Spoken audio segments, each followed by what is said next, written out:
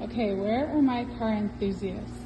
Take a look at this garage. It is insane. You have parking for at least 5 cars here. Additional storage space. I know it's a little dark, but take a look at all that extra storage space you have back there. If you like to tinker around, if you're a project person, like this would be such a great space for you.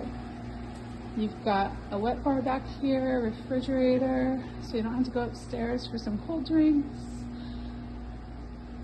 Additional storage on the side here. And like I said, parking for at least 5 vehicles. Plus you have the driveway out front. And then you have your backyard oasis. Look at this space, guys. It is stunning.